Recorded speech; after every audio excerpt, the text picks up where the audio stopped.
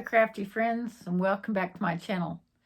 Today I'm going to be addressing a concern that I saw in one of my card making groups on Facebook. I did not screenshot it. I don't want to say it verbatim, of course. But the thing that stuck out to me was she brought across the idea that, you know, I really hate to spend so much time on a card when I just know they're going to throw it away anyway. Well, I think I'm going to address that kind of in my opinion by using sketches. Stay tuned.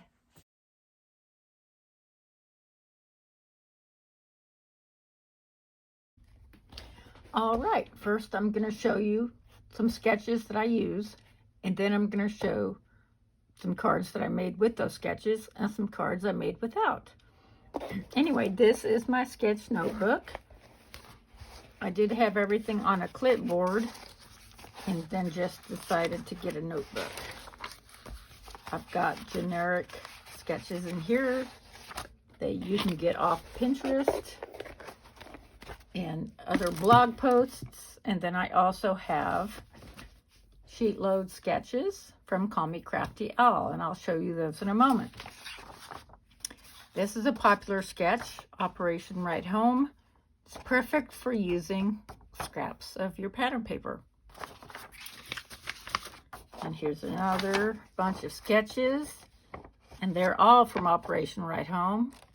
This is their own personal website, operationrighthome.org.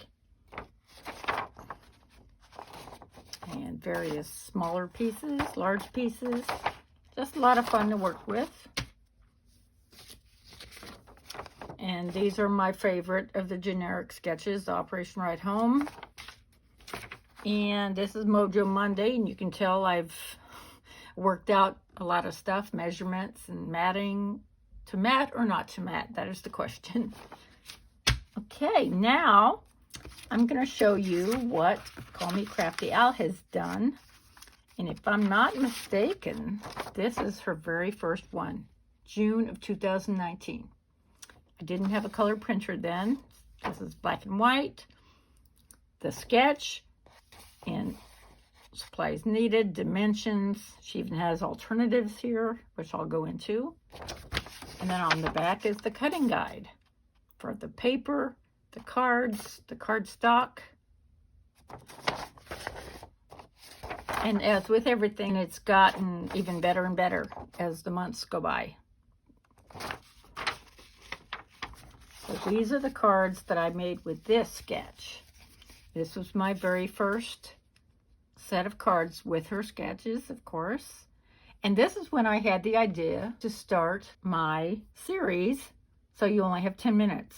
Well, now it's creating cards in 10 minutes. But at the time, I decided to call it So You Only Have 10 Minutes, because that seems to be the cry of all of us crafters, as we just don't have time. So I showcased my cards, but I also went through the process and I set my timer for 10 minutes. And I stopped when we were done, when the timer went off, within a few seconds anyway. And so we just proceeded. It took like 3 or 4 videos to get all the cards done, but I just want to show everybody how much we can get done in that amount of time. And so there's that one. And here's cards I made with, and this is the very last one. This is the most recent one. So she's been doing this for quite a while. 3 years? 2 years. A little over 2.5 years. So great. She's been doing great here. So this is a color one. Here's the cutting guide. So these are cards that I made with the November one. I just released these. My Nuvo drops got squished a little bit. I put something on top of them when they were drying. So those are my latest cards. I can link to that in the up here in the end screen.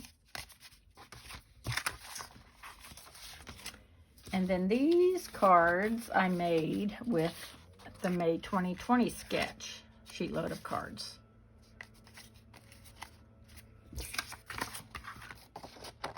The sketch. And the alternatives, there's all kinds of ways we can use these. She even says to make it your own. And like I said before, this can be used just for inspiration. And then one more, which is my favorite fun fold. And it's a little bit used up. I'm sorry about that. October 2019 is a fun fold. And that's my favorite of the fun folds.